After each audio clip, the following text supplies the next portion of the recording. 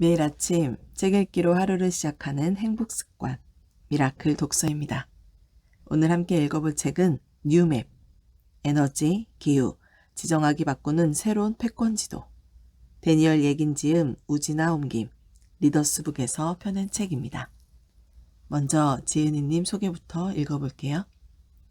데니얼 예긴, 세계에서 가장 영향력 있는 에너지 및 국제관계 전문가.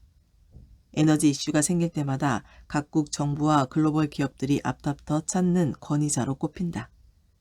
클린턴부터 트럼프까지 미국 4개 행정부의 에너지부 자문위원회에 몸담았다. 예일대학교에서 영문학 학사학위를, 캠브리지 대학교에서 국제관계학 박사학위를 받은 후 하버드 대학교 경영대학원과 행정대학원에서 학생들을 가르쳤다. 경영대학원의 에너지 프로젝트에 참여해 작성한 보고서를 계기로 자문 요청이 쇄도하자 캠브리지 에너지 리서치 SOCH를 설립하고 본격적인 컨설팅을 시작했다. 석유라는 자원을 통해 부와 권력의 탄생, 전쟁과 새로운 질서를 분석한 저서 황금의 샘은 1992년 출간 직후 13개 언어로 번역되며 세계적인 베스트셀러에 올랐다. 예긴에게 퓰리처상을 안겨준 이 책은 PBS와 BBC 미니 시리즈로도 제작되어 2천만 명 이상이 시청했으며 지금까지도 석유 산업의 교과서라 불린다. 황금의 샘 후속작으로 석유를 둘러싼 미중 패권 갈등과 신재생 에너지 확산을 예고한 2030 에너지 전쟁 역시 베스트셀러에 올랐으며 빌 게이츠를 비롯한 글로벌 리더들의 극찬을 받았다. 그 밖의 저서로 부서진 평화, 결정권 등이 있다. 현재 글로벌 시장조사기업 IHS 마킷의 부회장이며 미국 외교협회 이사, 브루킹스 연구소 선임이사 등을 역임하고 있다. 차례, 들어가는 글, 한국의 독자들에게 1장, 미국의 새로운 지도 2장, 러시아의 지도 3장, 중국의 지도 4장, 중동의 지도 5장, 또 다른 지도들 6장, 기후지도 결론, 불안한 미래. 차례는 이렇게 되어 있고요. 서문부터 읽어보도록 하겠습니다. 들어가는 글. 이 책은 에너지와 지정학적 문제에 의해 극적으로 변화 중인 새로운 지도에 관한 책이며 아울러 이 지도가 무엇을 보여주는지에 대해서도 설명한다. 지정학은 각 국가들 사이의 세력 균형 및 갈등 문제를 다루는 학문이다. 또한 여기서 이야기하는 에너지 문제는 전 세계적인 공급과 흐름 안에서 일어나는 광범위한 변화들을 반영하는데 이런 변화들은 주로 에너지와 관련된 미국의 위치 변화, 성장하고 있는 재생 가능 에너지 자원의 위상, 그리고 기후 문제에 대한 새로운 정치학에 의해 좌우된다. 이와 관련해 작용하고 있는 각기 다른 종류의 힘들에 대해 생각해보자. 그중 하나는 국가들이 갖고 있는 힘이다. 이 힘은 경제, 군사적 역량, 지리적 이점 등에 의해 완성됨과 동시에 광대한 전략과 계산된 야망, 그리고 의심과 공포 및 신구 정치 지도자들의 영향도 받는다. 또 다른 힘은 석유와 천연가스, 석탄, 바람과 태양, 핵분열 같은 에너지 및 기후 변화를 이유로 전 세계 에너지 체계를 새롭게 뒤바꾸고 탄소순 배출 제로에 도전하려는 정책 등에서도 나온다. 이 세상은 끊임없이 역동적으로 변화하고 있기 때문에 그에 대한 단순한 지도 같은 건 존재하지 않는다. 게다가 2020년 엄청난 슬픔과 고통, 혼란을 일으키며 중국과 전 세계를 뒤흔든 코로나 바이러스는 지도 그리기를 한층 복잡한 일로 만들었다. 코로나 때문에 세계 경제는 그대로 멈춰섰고 상업 활동도 국내 해외 할 것 없이 모두 무너져 내렸다. 일자리가 사라지고 경제 활동이 중단됨에 따라 수많은 사람들이 어려움을 겪고 있으며 전 세계는 대공황 이후 최악의 불황을 경험 중이다. 코로나는 또한 각국의 공공부채를 엄청나게 늘렸고 국가들 사이의 긴장을 한층 높였으며 전 세계 에너지 시장에 큰 혼란을 야기했다. 이 책에선 이러한 새로운 지형을 들여다보며 다음의 것들을 설명해 보려 한다. 세일 혁명은 미국의 국제적 위상에 어떤 영향을 주었는가? 러시아와 중국이 한편이 되어 미국에게 대항하는 새로운 냉전은 왜 일어나게 되었으며 어떻게 전개되고 있는가?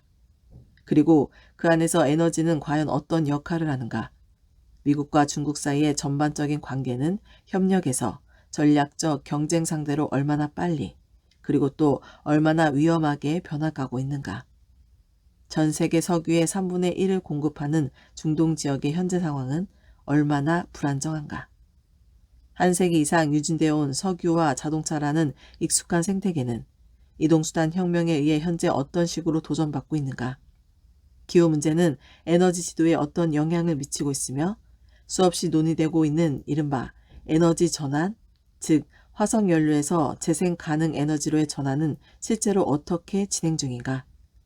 또한 코로나 바이러스는 시장을 어떻게 변화시켰고 현재 전 세계 석유 시장을 장악하고 있는 빅3인 미국과 사우디아라비아 그리고 러시아의 미래는 어떻게 될 것인가? 이 책의 1장 미국의 새로운 지도에서는 전 세계에서 미국의 위상을 뒤바꾸고 에너지 시장의 판도를 완전히 뒤집으며 세계 지정학을 새롭게 정립한 셰일 혁명이라는 예상치 못했던 사건의 이야기를 다룬다. 셰일 오일과 셰일 가스는 21세기의 가장 큰 에너지 혁신이라는 사실이 증명되었다. 풍력 발전과 태양광 발전이 겨우 제목을 하게 된 것은 고작 10여 년에 불과하지만 사실 그것들은 이미 1970년대와 1980년대부터 시작된 혁신이었다. 미국은 러시아와 사우디아라비아를 제치고 세계 제1의 석유와 천연가스 생산국으로 등극했으며 현재 주요 수출국 중 하나이기도 하다. 일부 정치인들의 반대가 있었음에도 셰일 혁명은 미국 경제 성장의 밑거름이 되었으며 교역국으로서의 지위도 격상시켜 주었다. 또한 이를 통해 투자와 일자리가 늘어났고 소비자들 입장에서는 전기와 가스를 포함한 각종 공과금 부담이 줄어들었다. 셰일 에너지 개발을 위한 공급망이 미국 전역으로 확대되며 사실상 모든 주를 연결하기에 이르자 심지어 환경오염을 이유로 주 경계선 안에서의 셰일 에너지 개발을 금지하는 뉴욕주에서조차 일자리가 증가하는 현상이 나타나고 있다. 1970년대로 접어들면서 에너지 위기가 시작되었던 당시 미국 국민들은 에너지 자원에 대한 해외 의존도 때문에 자국이 대단히 취약한 위치에 있다는 생각을 자연히 하게 되었다. 하지만 이제 자급자족의 수준을 넘어 수출국의 위치에 오른 미국의 지정학적 영향력은 에너지 안보력 강화 및 훨씬 더 유연해진 외교정책의 측면에서 두드러지게 드러난다. 물론 이렇게 찾아낸 새로운 자신감에도 한계는 있다. 에너지는 여전히 전 세계적으로 연결된 산업이고 미국의 위상과 영향력이 과거와 달라졌다 해도 이는 여전히 국가들 간의 전반적 관계 중 일부에 불과하기 때문이다. 게다가 코로나 바이러스가 새로운 위기를 만들어내면서 셰일 에너지는 이미 또 다른 혁명을 찾고 있다. 2장 러시아의 지도에서는 에너지 흐름과 지정학적 경쟁, 그리고 과거 30여 년 전 소비에트 연방의 몰락 이후 지금까지 계속해서 불안정한 형태로 유지되고 있는 동구권 국가들의 국경선에서 상호작용으로 야기된 불안한 환경과 문제들을 보여준다. 여기에는 또한 러시아를 강대국으로 재건하려는 블라디미트 푸틴의 강력한 의지도 중요하게 작용한다. 러시아는 어쩌면 에너지 초강대국일 수도 있지만 바꿔 말하면 이는 국가 재정의 대부분을 석유와 천연가스에 의존하고 있다는 뜻이기도 하다. 현재 러시아의 이런 자원 수출은 소비에트 연방 시절 그랬듯 유럽 국가들에게 정치적 영향력을 행사하는 근간이 될 수 있다는 점에서 첨예한 논쟁거리가 된다. 그러나 과거의 사례들을 살펴보면 유럽과 전 세계 천연가스 시장의 변화 때문에 러시아가 생각보다 그리 큰 영향을 미치지 못한 경우도 있었다. 소비에트 연방이 15개국 독립국가들로 갑작스럽게 쪼가진 것이 어떤 결과와 이어졌는지 아직 불분명하다. 하지만 무엇보다 큰 골칫거리는 천연가스를 둘러싼 러시아와 우크라이나 사이의 갈등이다. 2014년 러시아가 크림반도를 합병한 이후 우크라이나 남동부 지역에선 다시 양국 사이의 전투가 발생했다. 그리고 역사의 알 수 없는 흐름에 따라 이 전쟁은 러시아 기갑부대에 대항하기 위한 미국의 무기 지원이 있었는가의 여부를 두고 도널드 트럼프 미국 대통령의 탄핵 문제를 불러일으켰다. 결국 하원에서 고발당한 트럼프 대통령은 상원에서 무죄 판결을 받았다. 현재 미국과 러시아 사이의 관계는 소비에트 연방 시절인 1980년대 초반 이후 최악의 상황으로 접어들었다. 뿐만 아니라 러시아는 중동 지역으로 복귀했으며 동쪽에도 관심을 돌려 특히 중국과의 유대 관계를 굳히는 중이다. 모스크바와 베이징이 함께 절대적 주권을 행사하며 미국의 패권주의를 반대하고 나선 것이다. 물론 그 안에는 양국의 현실적 계산도 들어있다. 말하자면 중국 정부는 에너지 자원을, 러시아 정부는 그런 자원을 내다팔 수 있는 시장을 필요로 하는 것이다. 3장 중국의 지도의 내용은 기본적으로 이른바 중국이 이야기하는 굴욕의 세기 및 지난 20여간 중국이 이룩한 엄청난 규모의 경제적, 군사적 성장을 바탕으로 한다. 세계 최대 경제대국이란 자리에 오르고 싶어하는 중국에게 필요한 것이 바로 에너지 자원이다.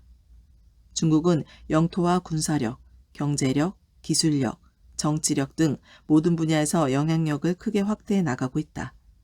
과거 세계의 공장이라 불렸던 중국은 이제 가치사슬과 관련된 활동 전반으로 그 영역을 넓히며 21세기 새로운 산업시대의 선도국이 되어 유럽과 미국의 경종을 울린다.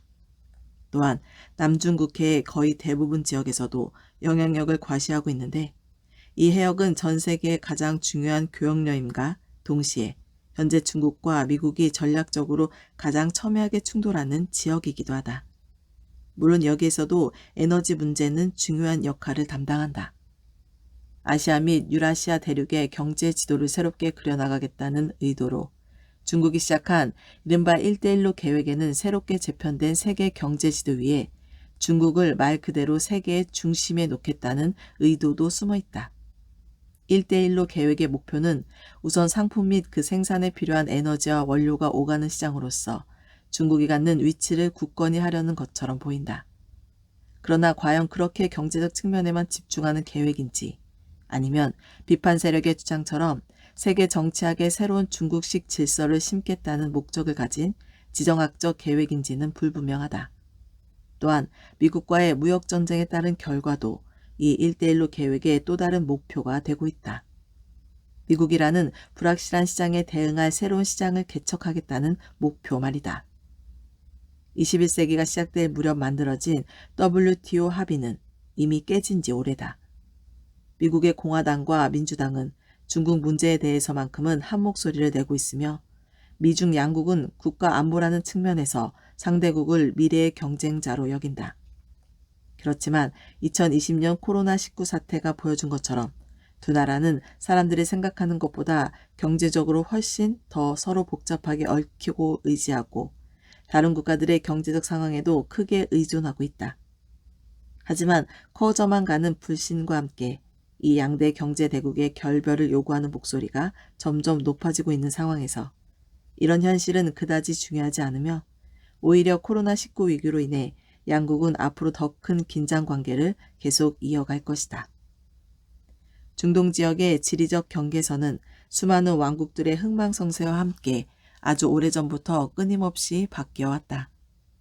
오스만 투르크 제국이 이 지역을 지배했던 6세기 동안에도 그런 상황은 변하지 않았고 제1차 세계대전이 끝나고 오스만 제국이 무너져 정치적 진공 상태가 되었던 시기에는 그와 반대로 제국이 남겨놓은 경계선들이 한동안 유지되기도 했다. 그리고 지금 중동 지역의 지도는 그 어느 때보다 복잡하게 그려지고 있다. 범아랍 민족주의와 정치 세력으로서의 이슬람교, 이스라엘 반대 세력들, 그리고 현 이슬람 민족 국가들을 칼리프 지배하의 재정일치 국가로 뒤바꾸려는 IS 같은 이슬람 원리주의자들이 복잡하게 얽혀있기 때문이다. 그 중에서도 현재 가장 심각한 문제는 사우디아라비아의 이슬람 수니파와 이란의 이슬람 시아파 사이에서 벌어지는 주도권 다툼이다. 이에 더해 또 다른 이슬람 국가인 터키가 19세기 오스만 제국의 영광을 되살리겠다고 끼어들면서 상황은 점점 더 어려워지고 있다. 그렇지만 이 중동 지역을 규정하는 또 다른 요소는 40년 이상 계속되어 온 미국과 이란 사이의 갈등이다. 물론 중동 지역은 그저 국경선만 그려진 일반적 지도가 아닌 또 다른 지도로도 설명할 수 있다. 천연가스와 석유 및 이 자원들의 운반을 위한 수송관이나 수송선의 항로와 관련된 지도들이 그것이다. 석유와 천연가스 그리고 그것을 바탕으로 하는 자금과 권력은 여전히 이 지역 정체성에 규정하는 중요 요소라 할 수 있다. 그렇지만 2014년을 기점으로 유가가 폭락하면서 석유의 미래에 대한 새로운 논의가 펼쳐지기 시작했다. 불과 10년 전만 해도 석유 생산의 정점, 즉 석유 자원이 완전히 고갈되는 상황을 염려했던 세계가 지금은 그와 정반대로 생산이 아닌 수요의 정점 문제를 고민한다. 다시 말해 석유에 대한 수요는 언제까지 지속될 것이며 또 언제부터 감소할 것인가에 대해 고민하기 시작한 것이다. 향후 수십 년 안에 석유는 그 중요성과 가치를 상실하게 될까? 이와 같은 우려와 가능성 때문에 석유와 천연가스 수출국들은 경제활동의 다각화를 더욱 절박하게 추진 중이며 사우디아라비아의 경우엔 이런 문제와 관련하여 과거보다 2배 이상의 노력을 기울이고 있다. 이런 석유 수요에 대한 문제와 관련된 한 가지 중요한 요소가 있다면 그것은 공급이 아닌 장차 진행될 새로운 제약이나 통제의 문제이며 그 중심에는 기후변화와 관련된 정책과 기술이 자리한다. 운송수단 시장, 그 중에서도 자동차 시장은 아주 오랫동안 석유 수요를 보장해왔다. 하지만 이제 그런 시장은 미래를 향한 또 다른 지도에 더 이상 등장하지 않는다. 석유 수요를 갑자기 가로막고 나선 새로운 삼총사는 바로 석유를 전혀 사용하지 않는 전기자동차, 빌려 쓰고 공유하는 서비스로서의 이동수단, 스스로 알아서 움직이는 자동차다. 그리고 앞으로는 이와 관련된 자동차 관련 기술이라는 새로운 거대 산업의 주도권을 두고 치열한 다툼이 벌어질 것이다. 변화하는 기후 상황에 전 세계가 얼마나 빠르게 대응할 수 있고 또 대응해야만 하는지 그리고 그에 따른 비용이 얼마나 들지에 대한 논의는 이번 10년 안에 해결될 것 같지 않다. 그렇지만 여론이 끓어오르고 탄소 순배출 제로를 향한 새로운 정책들이 등장하면서 앞으로의 상황은 훨씬 더 긴박하게 진행될 것으로 보인다. 이제 우리는 에너지 전환의 시대로 접어들고 있다. 필요한 에너지의 80% 이상을 석유와 천연가스, 석탄에서 얻고 있는 현재의 세상이 역시 그렇게 살아온 30년 세월을 뒤로하고 점점 더 재생 가능한 에너지의 시대로 옮겨가고 있는 것이다. 2015년 파리협정은 탄소 가스 배출이 더 적은 미래로 나아갈 것을 결의했다. 에너지 사용과 관련된 역사는 확실히 파리협정 이전과 파리협정 이후로 나뉠 테지만 이 에너지 전환이 전 세계를 아우르는 중요한 주제가 되었음에도 그 전환의 본질은 무엇이고 기간은 얼마나 걸릴 것인가 그리고 어떤 식으로 진행될지 또 그 비용은 누가 지불할지에 대한 국내적, 국제적 불협화음은 끊이지 않고 있다. 인도 같은 개발도상국에게는 에너지 전환이라는 것이 독일이나 네덜란드 같은 선진국이 받아들이는 것과는 완전히 다른 개념으로 느껴질 수 있다. 인도에서는 아직도 수억 명에 달하는 사람들이 상업 에너지 혜택을 제대로 받지 못하는 형편이기 때문이다. 태양 에너지와 풍력은 탄소 배출 없는 전력 생산을 위한 또 다른 대안이다. 아니, 한때는 대안이었지만 이제는 주류가 되었다고도 볼 수 있다. 문제는 그것들이 전력 생산에서 점점 더 큰 몫을 담당하긴 하지만 지속 가능성 면에선 불안정하다는 점이다. 태양광이나 풍력을 통해 지속적으로 전기를 생산하려면 결국 하루하루의 날씨가 중요한데 날씨는 인간이 조정할 수 없는 대상인 탓이다. 이 때문에 생산된 전력을 대규모로 저장해 장기간 안정적으로 공급할 수 있는지에 대한 기술적 문제들이 부각되었다. 기후는 에너지와 관련된 새로운 지도를 결정짓는 중요한 요소가 될 것이다. 이 책을 통해 나는 전작인 2030 에너지 전쟁, 과거에서 미래까지 에너지는 어떻게 세계를 바꾸는가에서 제시했던 내용들을 다시 한번 다루려 한다.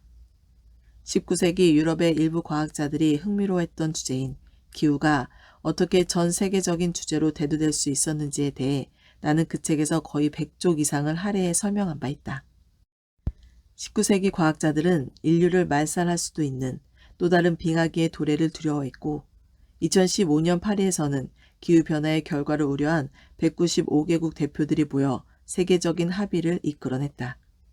이 책의 6부 기후지도에서 주목하는 것은 연구와 관찰, 기후변형 모형, 정치적 동원과 사회운동, 그리고 대중의 우려로 탄력을 받은 여러 기후 정책들이 어떻게 에너지 체계를 뒤바꿀 수 있는가 하는 점이다. 탄소 순배출 제로는 앞으로 우리가 맞이할 가장 어려운 도전 중 하나가 되겠지만 이는 단순한 정치적 문제를 넘어 사람들이 삶을 살아가는 방식 및 그 관련 비용과도 큰 연관성이 있다. 물론 그 외에도 도전과 난관은 많다. 첫 번째 져서 부서진 평화에서 나는 소비에트 연방과 서방 진영 사이에서 있었던 냉전의 기원을 다뤘는데 독자들은 이제 이 책을 통해 또 다른 새로운 냉전의 기원을 확인하게 될 것이다. 나의 또 다른 저서인 황금의 샘은 거의 한 세기 만에 걸쳐 펼쳐지는 석유와 지정학 관련 내용을 광대한 하나의 화폭에 담은 것이며 이 책 뉴맵 내용의 일부가 그 안에 있다고 해도 과언이 아니다. 공저 결정권은 냉전 이후의 세계와 새로운 세계화 시대를 다루었고 그 세계화와 관련된 이야기들 또한 이 책의 일부가 되어주었다. 세계화, 그리고 그것을 뒷받침했던 국제기구들의 협력이 후퇴하는 현상은 이미 오래전부터 시작되었고 코로나19 바이러스는 이 현상을 더욱 가속화시켰다. 2008년에서 2009년의 세계적 금융위기는 국제적 협력을 통해 이겨낼 수 있었지만 12년이 지난 지금 전염병과 함께 싸워야 할 이 시기에는 각국 정부와 국제기구들 사이 협력 부재가 더욱 두드러지고 있다. 이런 결별은 결국 90조 달러 규모인 세계 경제의 근간을 이루는 생산과 공급 과정이 역행 혹은 퇴보 중임을 뜻하는 것이 아닐까? 또 좀 더 넓은 의미에서 보자면 민족주의와 자국보호주의의 고조에 따라 사람들의 자유로운 이동도 점차 어려워지고 있다. 2020년 코로나19의 유행으로 발생한 세계적인 경제 비극의 결과물 하나를 이야기하자면 경제적 약점이 크게 두드러지면서 내부에서부터 무너지는 국가들이 늘어나고 있다는 사실이다. 이런 현상은 결국 새로운 안보 문제를 야기해 어느 순간에는 국경을 넘어 다른 국가들에게도 피해를 입힐 것이다. 그렇지만 그간 자국 경제를 지키기 위한 싸움에 필요하다 여겨왔던 막대한 부채나 재정적 보호막은 각국 정부가 안보나 보건 혹은 에너지 자원이나 기후 문제 등과 관련된 국내외 요구사항에 대응하는 것을 크게 방해하고 있다. 미래로 이어지는 길을 따라가는 여정은 코로나19 사태 전부터 이미 시작되었다. 재생 가능 에너지나 전기 자동차뿐 아니라 세일 혁명은 세계 에너지 시장에서 미국이 갖는 지위를 뒤바꿨고 전 세계를 뒤흔들었으며 급기야 미국의 위상에까지 영향을 미쳤다. 변화는 우리가 이미 걷고 있는 이 길 위에서 시작되고 있는 것이다. 한국의 독자들에게 나의 신간을 한국 독자들에게 소개하고 또 에너지와 지정학적 문제라는 새로운 세계 및 그것이 한국에 미치는 영향을 함께 살펴보게 되어 영광으로 생각한다. 나는 이 책이 한국의 미래와 에너지 안보, 그리고 경제를 염려하는 한국 독자들과 정치가들에게 새롭게 달라진 세상의 구조를 알려줄 수 있길 바란다. 현재 한국의 에너지 상황은 놀라운 경제 성장과 더불어 세계 경제에서 한국이 갖는 위치를 비춰주는 거울이기에 그야말로 현대 한국의 역사 그 자체를 알 수 있다. 1990년 이후 에너지 소비량이 4배가 늘어난 이제 한국은 세계 최대의 경제대국 중 하나로서 세계 시장과 깊은 연관성을 맺고 있다. 또한 여기에는 기회와 위험이 함께 자라고 있는데 규모만 따져봐도 인구 5,200만 명의 한국은 세계에서 5번째로 큰 석유 수입국이며 LNG, 즉 액화 천연가스 형태로 들여오는 천연 수입에서는 세계 3위, 그리고 석탄 수입에서는 세계 4위이다. 그런 한국 정부가 2020년 10월엔 2050년까지 탄소 중립 달성이라는 목표를 발표한 데 이어 최근에는 새로운 전력 수급 계획을 발표해 주목을 받고 있다.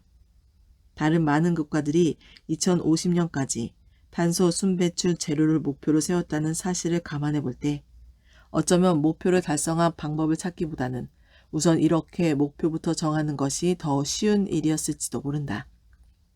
하지만 한국의 제한된 천연 자원과 지리적 위치, 그리고 이웃 국가들과의 상호 관계를 고려하면 그 목표를 달성하는 일 역시 쉬워 보이진 않는다. 따라서 에너지 안보 유지는 한국에게 늘 중요한 문제일 수밖에 없는데, 한국은 경제 규모가 1조 6천억 달러에 달하지만 필요한 에너지의 거의 85%를 화석 연료에 의존하고 있으며 또 그 대부분을 수입하고 있는 것이 현실이다. 한국 정부의 현재 계획에 따르면 풍력과 태양광, 천연가스의 사용은 향후 급속하게 늘어나야 한다. 전력 생산에 있어 풍력, 태양광, 수력 및 바이오매스를 포함한 재생에너지 자원의 비율은 현재 7% 정도인데 앞으로 20년 후인 2040년까지는 약 35%, 즉 지금보다 5배 증가할 것으로 예상된다. 그렇지만 실제로 풍력과 태양광 발전이 얼마나 빠르게 성장할지, 또 전체적인 전력 수요는 얼마나 빨리 증가할지는 아직은 불확실한 부분이 많다. 현재 총 전력의 4분의 1을 생산 중이며 탄소가스 배출이 없는 에너지원인 원자력 발전의 경우 여전히 많은 논란의 여지들이 남아있다. 나는 지도라는 말을 사용함으로써 대단히 빠른 속도로 전개되고 있는 극적 변화들을 개념적으로 한번 생각해 보려 했다. 이 책은 6개 장으로 나뉘어 있는데 각각의 장은 한국에게 의미 있는 관점을 제공해 줄 것이다. 첫 번째 장인 미국의 지도는 미국의 세계 최대의 석유 수입국에서 세계 최대의 석유 생산국으로, 그러니까 사실상 석유와 천연가스의 수출국으로 변화시킨 셰일 혁명에 대해 설명한다.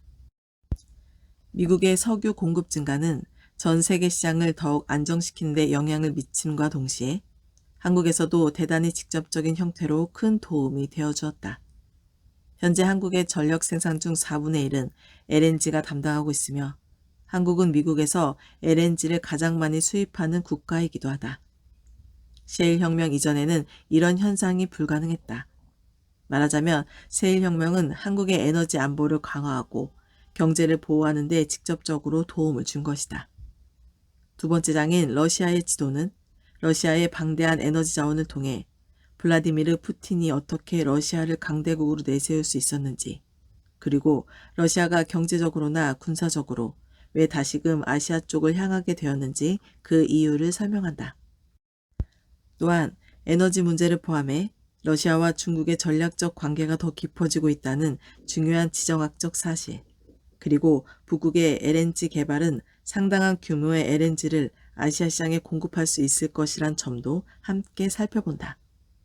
세 번째 장인 중국의 지도에선 관계 개선에서 강대국으로서의 경쟁에 이르기까지 미국과 중국 사이의 관계 변화가 전 세계적으로 미치는 영향에 대해 탐구한다. 세계에서 가장 큰 규모를 차지하는 두 경제대국, 그들 사이의 전략적 경쟁 한가운데에 놓이는 국가들의 입장에서 보자면 이와 관련된 어려움은 시간이 지날수록 커질 것이다. 특히나 양국과 경제적으로 깊이 연결되어 있는 한국에서는 더욱 그렇지 않을 수 없다. 여기에서 한국에겐 두 개의 진짜 지도가 특히나 중요하다. 남중국해의 남해 구단선 지도는 중국의 주권에 대한 주장을 반영한다. 오늘날 남중국해는 세계 교역량의 3분의 1이 통과하는 세계 경제에 있어 가장 중요한 해역일 뿐만 아니라 그 지도에 대한 의견 차이 탓에 가장 위험한 곳이 되어버렸다. 1대1로 지도는 중국 경제와 나머지 다른 국가들 사이의 연결 관계를 더 강화하려는 중국의 추진력을 반영한다. 미국과의 경쟁에서 중국이 신에너지 자원 부분의 세계 1위로 급부상함에 따라 전 세계가 재생에너지로 전환하는 과정도 큰 영향을 받게 될 것이다. 이것이 사실상 이 장에서 말하고 싶은 주제이며 내가 이끌고 있는 새로운 연구인 탄소 순매출 제로의 미래를 위한 새로운 공급망에서도 앞으로 이 문제를 다루려 한다. 네 번째 장인 중동의 지도는 중동 지역의 석유를 주로 수입하는 한국 입장에서 대단히 중요할 수밖에 없을 것이다. 이 장에서는 제1차 세계대전 이후 오스만 제국의 붕괴와 함께 중동에 세워진 국가들의 지도를 바꾸려는 지속적인 노력에 대한 이해를 제공한다. 오늘날 이란과 이슬람 성전주의자들이 성취하고자 하는 것도 바로 새로운 지도의 작성이지만 이들은 대부분 다른 방식을 추구한다. 중동의 석유 수출국들은 또한 석유 수출에 대한 의존도를 낮추면서 경제를 다각화하는 방식으로 자신들의 경제 지도를 바꾸기 위해 노력하고 있다. 하지만 사우디아라비아의 사례에서 볼 수 있듯 그것은 그리 쉬운 일이 아니다. 한국은 아랍에미리트 연합이 생산하는 전력의 25%를 책임질 평화적인 원자력 발전 계획을 지원함으로써 지역경제 다변화에 가장 중요한 공헌을 했다. 다섯 번째 장인 또 다른 지도들은 자동차 산업의 중요성, 그리고 세계시장에서 한국이 갖는 중요한 역할 때문에 한국에게 특히 중요하다. 이 장에서는 자동차 산업의 산업 방식이 전기자동차와 자율주행자동차, 그리고 차량 공유가 조합된 새로운 자동차 관련 기술 중심으로 변모할 것인지에 대해 묻는다. 이제 자동차는 개인이 하는 기업이 소유 및 공유하는 상품이 되는 것일까? 자동차 업계의 변화에 대해선 이 밖에도 많은 질문들이 있을 수 있는데 장차 달라질 자동차 산업과 배터리 기술 분야에서 한국은 중요한 역할을 담당하게 될 것이다. 마지막 장인 기후지도는 에너지 전환에 대한 질문의 핵심과 바로 연결된다. 에너지 전환은 일반적으로 수세기에 걸쳐 전개되는 현상이다. 이 장에서는 반세기의 역사를 자랑할 정도로 오래된 풍력 및 태양광 산업이 특별히 지난 10년 동안 큰 경쟁력을 갖게 되었음에도 왜 모든 곳에서 그런 경쟁력을 보일 수 없었는지 대해 설명한다. 방금 에너지 전환은 일반적으로 수세기에 걸쳐 전개된다고 했는데 앞으로 우리는 30년 안에 에너지 전환을 이룰 수 있을까? 인도처럼 정통적 에너지 자원을 사용하는 빈곤층이 많은 국가들은 한 가지가 아닌 여러 방식의 전환을 추구해야 할까? 전 세계적으로 볼 때 사람들의 예측과 실제로 일어날 수 있는 일 사이에는 어느 정도의 차이가 있을까? 이와 관련해서 우리는 목표 달성을 위한 기술의 차이를 지적하지 않을 수 없다. 한국은 배터리와 연료전지, 수소를 비롯한 신기술 분야에서 앞서 나가고 있기 때문에 이러한 차이를 좁힐 수 있는 유리한 위치에 있다. 또한 훨씬 더 중요한 문제가 되어가고 있는 공급망의 다각화에 대한 요구에도 충분히 잘 대응할 수 있을 것이다. 이 모든 내용들을 바탕으로 최근 몇 년 동안 세상이 얼마나 변했는지 이해하는데 이 책이 의미 있는 도움이 된다면 좋겠다. 특히 한국 독자들에겐 한국의 미래와 더불어 새로운 에너지 및 지정학적 지도에서 한국이 갖는 위치, 그리고 새로운 지형에서 한국이 살아가는 방법을 생각하는데 도움이 되길 바란다. 오늘 미라클 독서는 여기까지 읽도록 하겠습니다. 오늘도 감사합니다.